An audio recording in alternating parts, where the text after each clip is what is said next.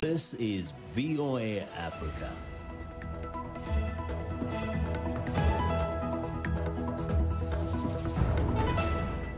Hello, I'm Esther Guido-Ewart. It's Wednesday, May 27th. This is Africa 54.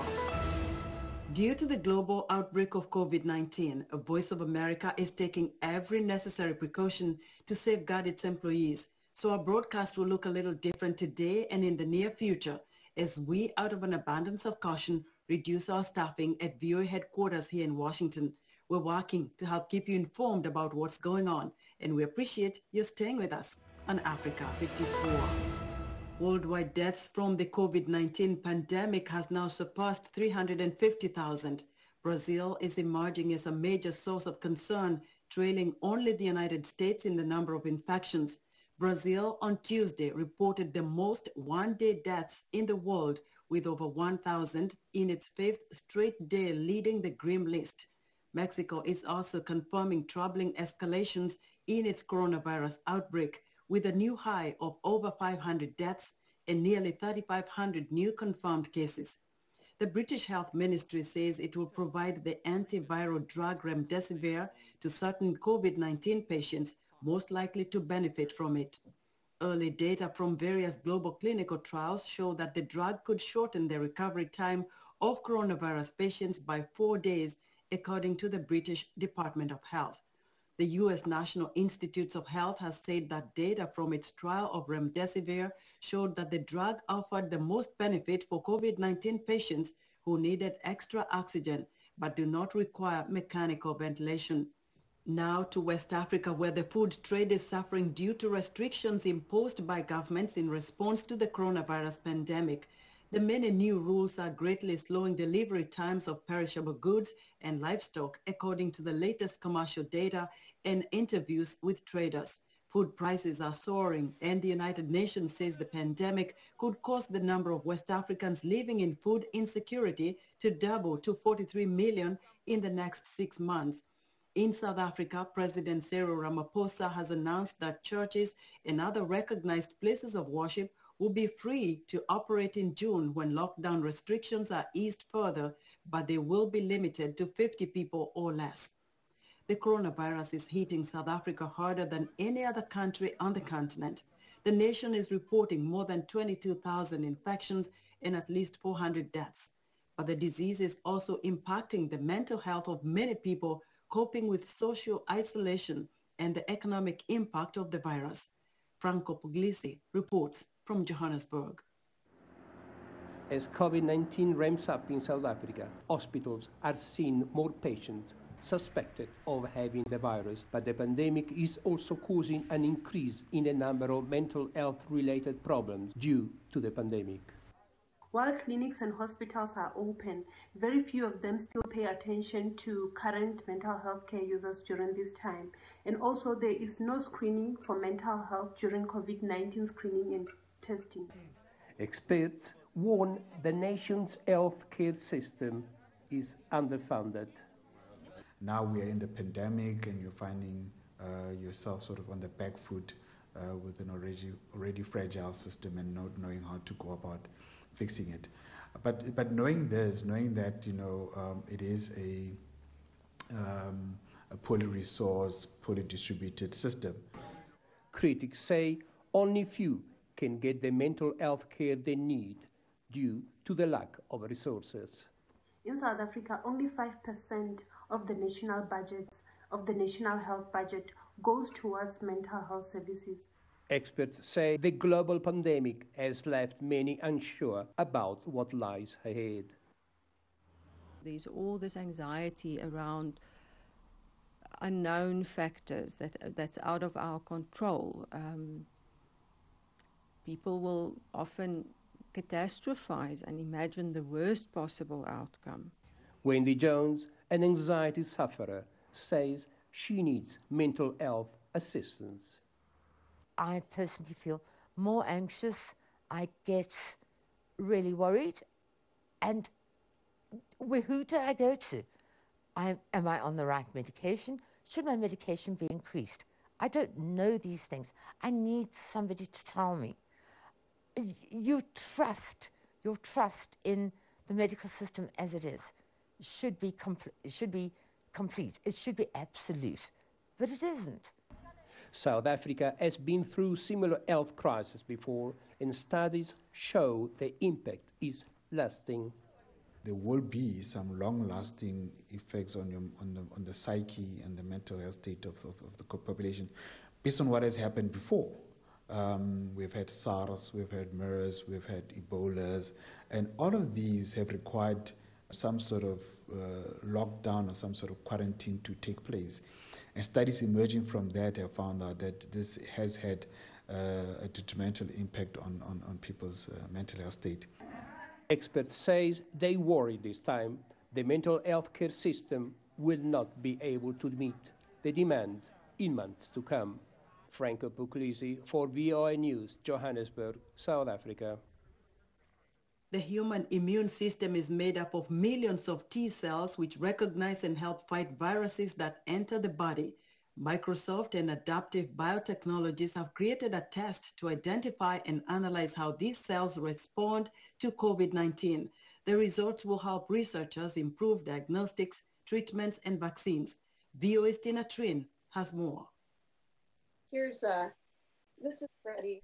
Christy Karras' cat, Freddie, has been keeping her company during a difficult time. I was one of the first people in the U.S. To be diagnosed with a mild case of COVID-19. Having since recovered, the Seattle-based writer wanted to do more. I do not love having my blood drawn, but happy to do it for science. Karras participated in a clinical study called Immune Race, launched by Adaptive Biotechnologies and Microsoft.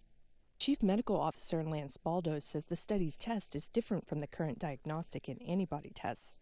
We're looking more specifically at the virus's effects on the body. We're looking at the body's effect on the virus. Immune Race will analyze how different people's immune systems respond to COVID-19 by studying the response of their T cells.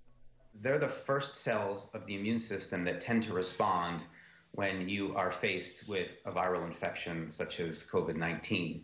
Identifying these initial reactions could help create a diagnostic test that detects COVID-19 earlier and more accurately than current tests. Seeing how T cells respond can also provide clues that will help researchers create better treatments and vaccines. What we're trying to do is to look at that immune response and tease out differences between patients who fare well and in some cases, patients who don't. And what are those differences in the immune response? The study is currently enrolling 1,000 participants across 24 U.S. cities and will include at least 3,000 additional samples from Africa and Europe. Adaptive and Microsoft use machine learning to be able to tease out signals from this huge amount of data to try to make sense of it. For Karras, it's one way to make sense of getting sick in the first place. Part of what makes me hopeful is the idea that, yes, maybe some good can come of it, and maybe that will give other people some hope as well. Tina Trin, VOA News, New York.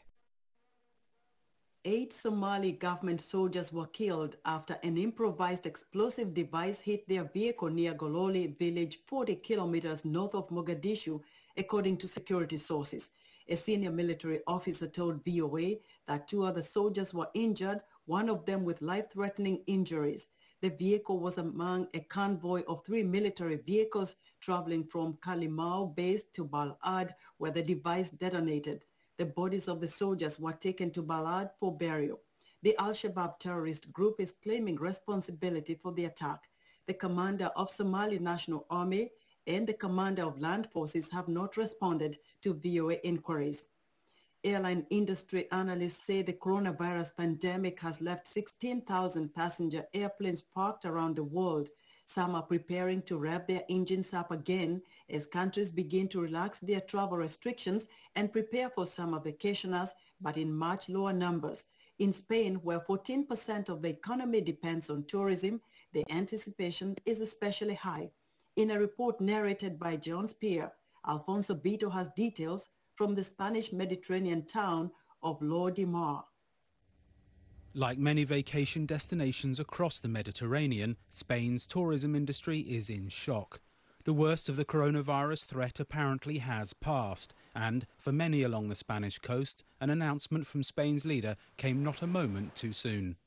Por eso les anuncio que a partir de... I'm announcing that as of the month of July, the entry of foreign tourists to Spain will be resumed with safety conditions. The Costa Brava on the Mediterranean is one of Spain's most popular destinations. Lloret de Mar in Catalonia receives 1 million tourists a year. The central government's announcement saying that people are welcome to come starting in July is super good news for tourist destinations like Lloret de Mar. As in other places, authorities here will take measures to avoid possible infections and ensure fun seekers are both healthy and happy. We decided to divide the beach into 3 zones, one for families with children, one for older people with easy accessibility, and another for couples or groups of friends.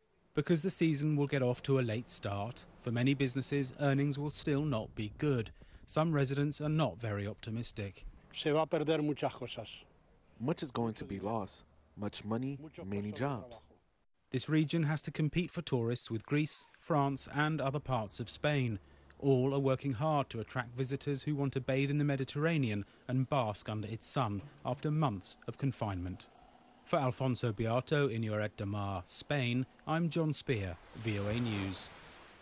The COVID-19 quarantines have given families who live together a lot of together time.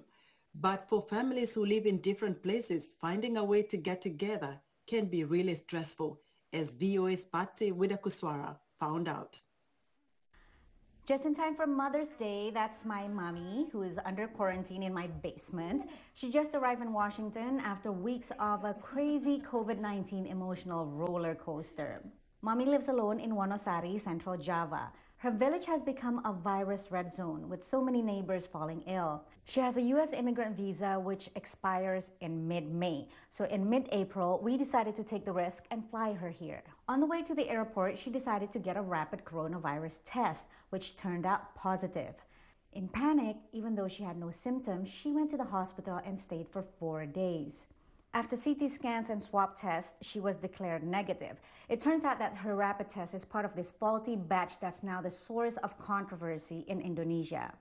Just as we rebooked her flight, President Trump tweeted he is suspending immigration. We freaked out because nobody had any idea initially what Trump meant until his executive order came out. Can you please give some details about the executive order? I know that the White House has just released a document. I haven't had a chance to review it. Well, we can talk about that later. It turns out that the order doesn't apply to her. But just as we booked another flight, the Indonesian government announced that they were banning all modes of transport in and out of Jakarta. But we heard that there were exemption flights for those leaving the country. We managed to secure a seat, and then the airlines announced that they were canceling all flights because they didn't get government approval. Now, it was at this point when I noticed I'd developed a bald spot, which sometimes happens when I'm stressed. I'd show it to you, but I think my editors would cut it. Finally, after more detective work and lobbying, we got her on a different airline. She was 1 out of 4 passengers allowed to fly that day from this empty airport. On her way to Dallas to go to DC, the plane was diverted to Los Angeles due to a disruptive passenger. 3 Marines on board subdued the passenger until landing. Mommy thought they were being hijacked. In the 2-day journey, I wasn't able to contact her. She didn't believe me that airport Wi-Fis are free and was more worried about roaming charges than the sanity of her daughter. My bald spot got bigger. But she finally made it. At a time when so many people around the world are suffering, this story ended well for us, and we are very grateful. I can't wait until her quarantine is over so I can hug her. Hug!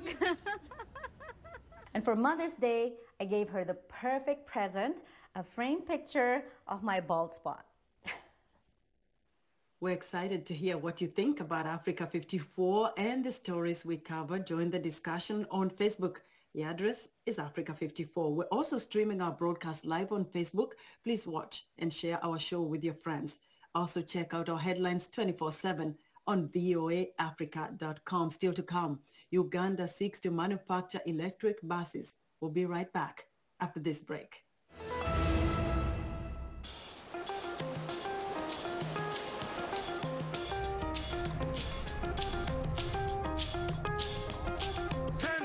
My people, now you ready to ride?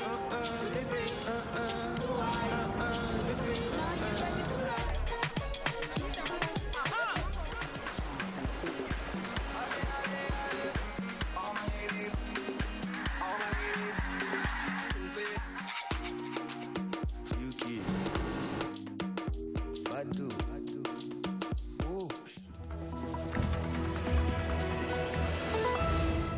Welcome back to Africa 54. Concerns over coronavirus have changed everything from the way we socialize and work to how we order food.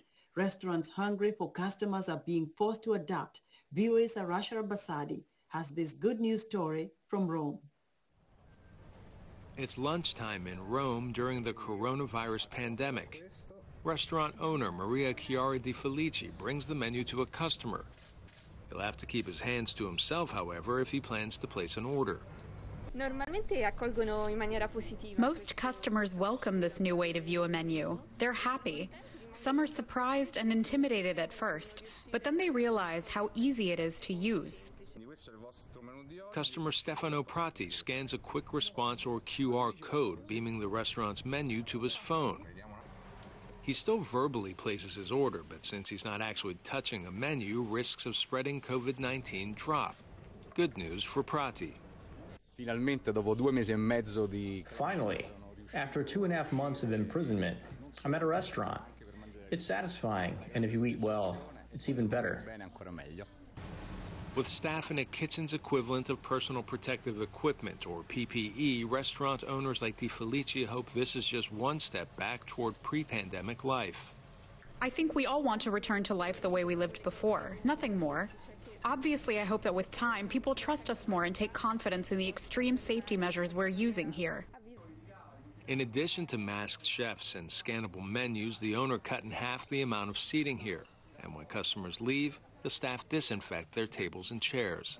Arash Arabasadi, VOA News, Washington. It has been a difficult and challenging time for the entire world, but particularly so for Australia. As VOA's Phil Mercer reports, the COVID-19 pandemic came on the heels of massive wildfires.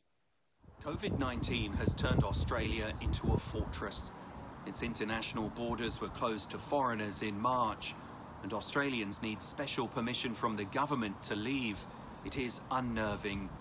A much-anticipated family vacation to see my relatives and friends in Britain and Ireland has been cancelled. We don't know when we'll be able to go. Lockdown restrictions are gradually being relaxed across the country. Who would have thought the simple pleasure of breakfast with friends at a seaside cafe would seem like such a treat? But there we were, reclaiming a lost freedom. Australians are mostly compliant during times of national distress. For most of us, the summer's bushfires seem like a distant memory. Those long, dangerous days working in the fire zone have been replaced by covering the fight against an invisible enemy. For many days, places like Sydney were smothered by smoke that had been carried in from blazes nearby. Now we are smothered by the fear and anxiety of a highly infectious disease that will continue to change the way we live for many months, if not years. Phil Mercer for VOA News, Sydney. When NASA's Space Shuttle program ended in 2011, few thought it would take over 8 years for U.S. astronauts to launch back into orbit from Kennedy Space Center in Florida. But as VOA's Ken Faribault reports, hopes are riding high on a new space race of privately developed launch systems, ushering in a new era of U.S. space exploration. Even by using the tools at Chicago's Adler Planetarium, Director of Astronomy Geza Juk admits there's a limit to what he can see and do in understanding the cosmos. We've got a 24-inch telescope in the back of the Adler. It's not a great place to do observing because of all the light pollution from Chicago.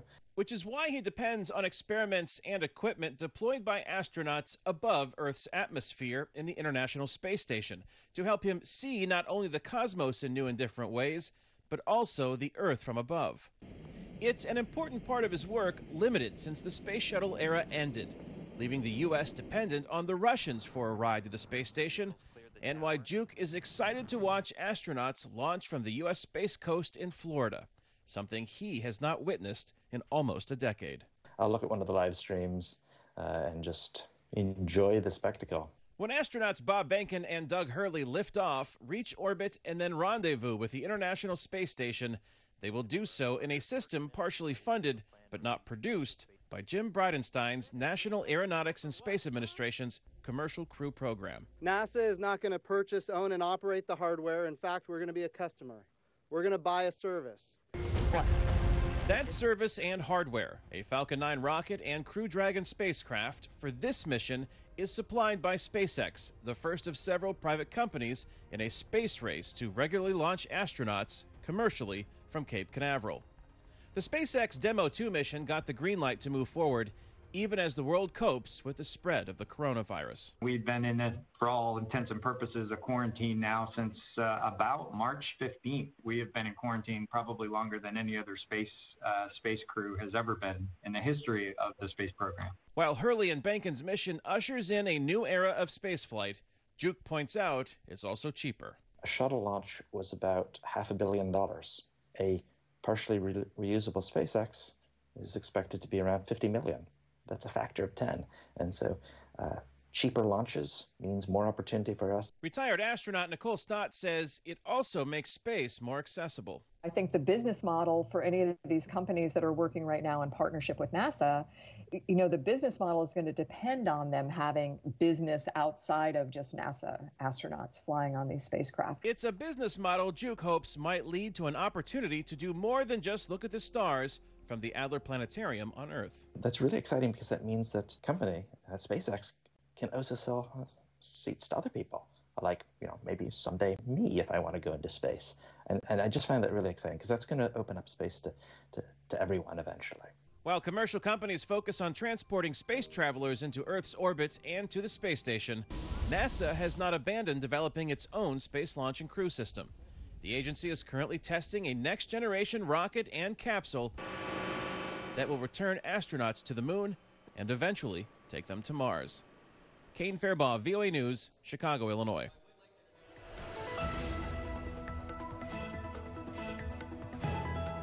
In our tech report, Kia Motors Corporation, a Ugandan government enterprise, is betting on manufacturing commercial electric buses as a new game changer.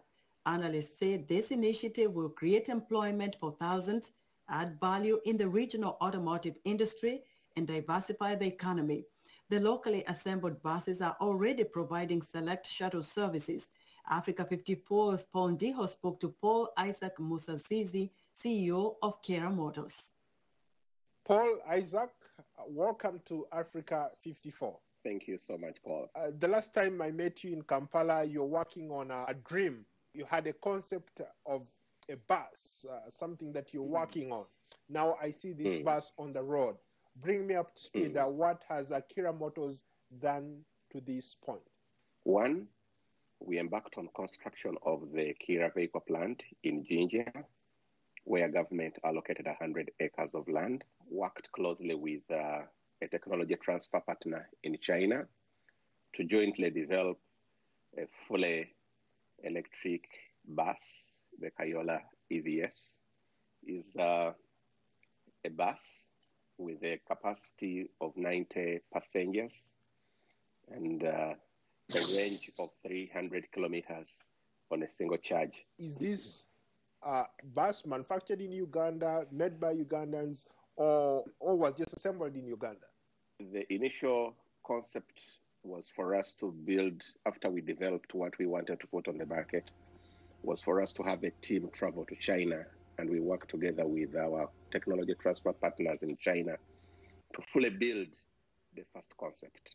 And then the team assembled the second unit back in Uganda, working together with a number of other technicians and engineers in Luwera Industries, where we are provisionally doing the work. You talked about how most of the cars in Uganda are imported, and not just imported, but they come in when they have already almost outlived their lifespan. Here you are talking about building brand new buses.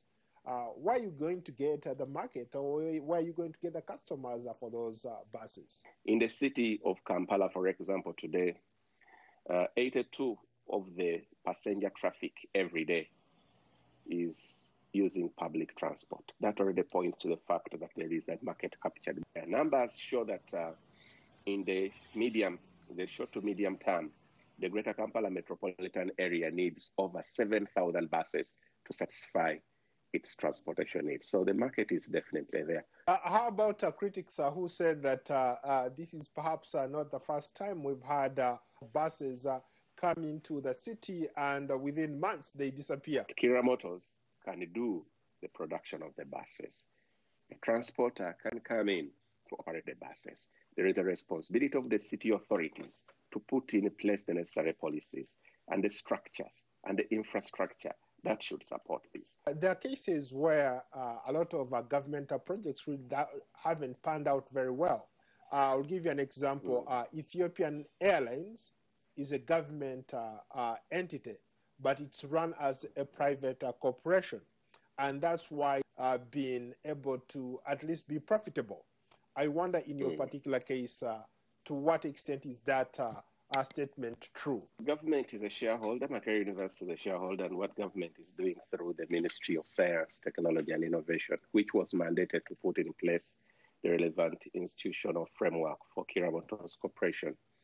And it's working along with other stakeholders representing the different interests of government to ensure that Kira Motors Corporation is institutionalized as a fully commercial entity. How many buses have been manufactured by Kira Motors? Kira Motors has made 3 buses. One was the first Kayola Solar bus, the concept, and then we have the 2 production buses. There are a lot of critics out there who say Kira Motors making a bus in Uganda, that must be a joke. What kind of assurance can you give Ugandans who may be skeptical about the bus? What we can tell Ugandans is that together we will take step by step, and together we will get there. And for us at Kira Motors Corporation, we are ready to go the whole way to ensure that the job that we have started is seen to be there for ages, transforming the lives of Ugandans and beyond. Any special features on these buses? We have support for the people with disabilities to be able to get on the bus and get off very well. We have installed sanitizer dispensers which are automated. And of course, don't forgetting that they are fully electric, 0 tailpipe emissions. And that is very important, and we are passionate about that aspect as Kira Motors Corporation. Paul, thank you so much for your time. Thank you, Paul. That was Africa 54's Paul Ndiho speaking to Paul Isaac Musasizi, CEO of Kira Motors in Kampala, Uganda. And that's our show for today. Be sure to watch Africa 54 on our website at voaafrica.com. From all of us here in Washington, thank you for watching.